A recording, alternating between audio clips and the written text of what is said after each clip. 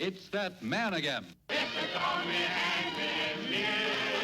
Despite his meandering maneuverability, his strategical susceptibility, his infantile indefatigability, and his tendency towards tactical stupidity, he still remains. An imaginary sound of music.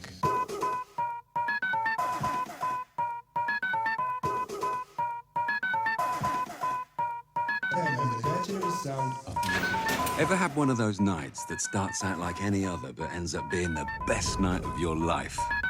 Are you sitting comfortably? Then we'll begin. It was June the 22nd, 1990, our final day of school. There was Oliver Chamberlain, Peter Page, Stephen Prince, Andy Knightley, and me. They called me the King, because my name's Gary King.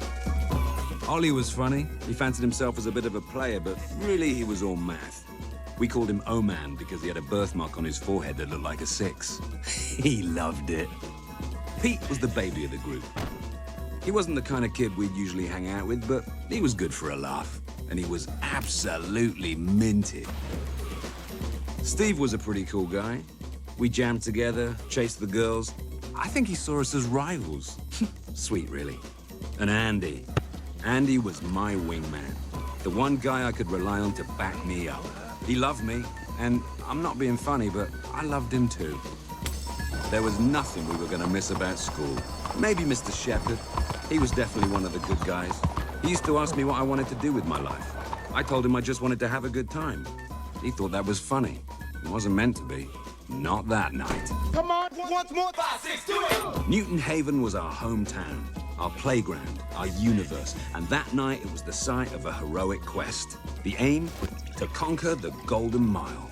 12 pubs along a legendary path of alcoholic indulgence. There was the First Post, the Old Familiar, the Famous Cock, the Cross Hands, the Good Companions, the Trusty Servant, the Two-Headed Dog, the Mermaid, the Beehive, the King's Head, the Hole in the Wall, all before reaching our destiny, the world's end.